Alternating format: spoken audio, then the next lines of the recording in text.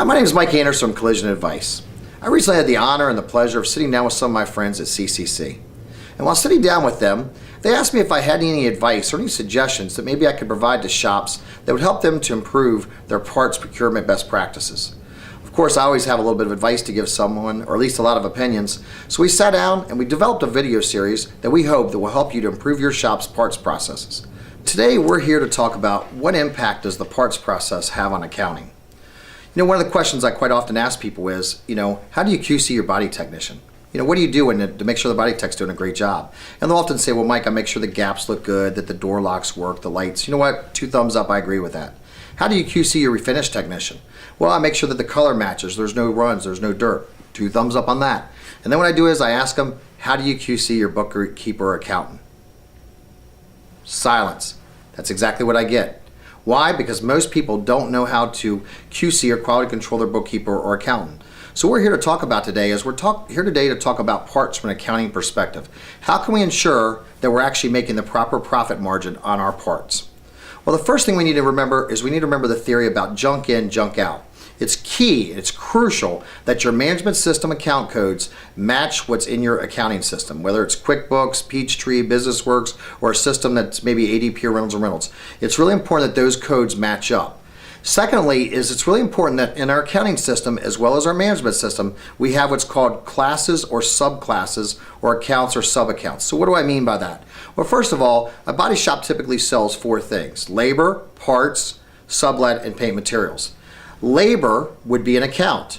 Body labor, paint labor, mechanical, and frame would be sub-accounts. Now let's look at it from the parts perspective. Parts would be an account or a class, and then we'd have sub-accounts or subclasses. OEM or new parts, aftermarket parts, LKQ/salvage parts, and I even see some people that will have a category called stock parts, which is where they're going to track their profitability on things like double-sided tape, seam sealer, etc. So it's really important that we set up our management system to match what our accounting system is. The second step of this, once we set it up, is we need to make sure that we understand that the purpose of a profit and loss, as well as monitoring reports in our management system, is not just to see where we're making money or losing money, but there's a third reason most people overlook, and that is to see if we're actually maximizing our profits. We may be making a 23% profit on parts, but maybe it was supposed to be 25%. We may be making a 20% profit on parts, and maybe it should be 23%. When we lump all of our parts in together under one category, we don't have a way of narrowing down to discover where we're not maximizing profits. But by breaking out profit margins or classes and subclasses by OEM new, LKQ salvage, aftermarket, or stock parts, each of these have a different variety of profit margins, therefore we can track it and narrow it down. So rule number 1, make sure your management system and your accounting system match with classes and subclasses. The next thing I'd like to talk about is the way an accounting system should be set up for a body shop. And that is that a body shop should be on accrual-based accounting, not cash. And one of the first principles of being an accrual-based accounting is that you must adjust your work in process, or commonly known to as your WIP. Now, most management systems have a report that you can run that will tell you what your WIP was. Now, it's important that you understand when this report is run. This report is run at the close of business on the last day of the month, or the last working day. Maybe your last day of the month is Sunday and your last working day is a Friday, then you would run it at the close of business.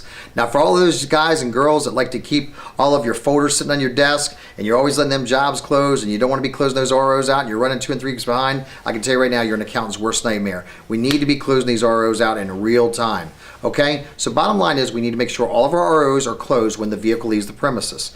What happens is we then run our WIP report at the end of the month. This report in essence tells us any parts, labor, or any things we've paid out like a tow bell or sublet on any jobs that are still open, meaning no jobs that have not been closed out. Those open jobs that have expenses on them, meaning money we've paid out, then needs to be manually adjusted by your accountant or your bookkeeper on the profit and loss and then put on the balance sheet as an asset. Again, your management system will allow you to print out a WIP report, and this is run to a point in time, and that point in time is the last business day of that month. So it's important we run this WIP report. I would encourage you to maybe get with your accountant and your bookkeeper, have them get with somebody from your management system company and find out the correct report to run, as well as the proper ways to do this. The next thing I want to talk about is parts credits. There's two real key pieces of a parts credit. Number one is it's accurately returning the part for a credit. And number two, the second piece is accurately posting the parts credit. It's very, very important that we understand that some management systems do vary. When you return a part for credit, some of them, when you post it as a return, what it does is it actually relieves your WIP, your work in process. Other management systems will only relieve your work in process or WIP when you actually post that you've received the credit. That's actually probably the more accurate way, because when we're relieving our WIP without actually receiving the credit, it's actually kind of false data. So make sure that you understand when you post the credit and also when you return the part for credit. Two procedures there you need to ensure that you're doing properly. The third thing I want to talk about is how we post parts invoices. Quite often I'll go into shops and I will see that the vendors, they will actually bill us for a part or parts on the last day of the month, but then they turn around and they deliver the parts on the first day of the month. Now when our accounting department gets that parts statement from the vendor, it's going to say you received all these parts from the 1st until the 30th of the month. And that's going to include that invoice that we didn't receive until the 1st. And now we're taking, and on the 1st of the following month, we're posting it in our management system, and now it's giving us inaccurate data, especially if your management system and your accounting system are interfaced. So if, you need to make sure you tell your parts people this, if they receive a parts credit on the 1st day of the month that has actually been posted from the vendor for the prior month, they need to either notify their accounting department so their accounting department can do a journal entry, or B, tell that parts vendor to credit them all those parts and rebill it for the accurate month that you're posting it. Now, it's also another thing, it's about discipline, making sure that your parts department understands that when they receive parts invoices, they need to make sure, especially on that last day of the month, they're posting all those invoices before you close out your month. Now, going back to interfacing your management system with your accounting system, a lot of times I go into a lot of shops and I see these are not mapped properly. That means that, for example, the management system is not sending it to the proper area or the proper chart of account or the proper class, whatever term you want to use. It's just not, I like to use the term bucket. Let's use that term. It's not sending it to the right bucket in the accounting system. So it's really important that you have maybe somebody from your management system company, whoever does your bookkeeping, maybe on a conference call, maybe they meet face to face to ensure that this mapping is done properly. There's one other thing I'd like to share with you here before we close out today's session, and that is this. I still see a lot of people that are actually taking, and they actually, well, a couple things actually. What they're doing is they'll actually return a part for credit through the management system, and they make a copy of it and they put it in a notebook. Stop it.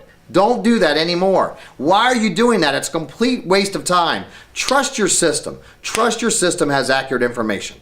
Secondly, the other thing I see a lot of shops that do is I still see shops picking up a phone, calling their vendors, ordering parts, or manually faxing them.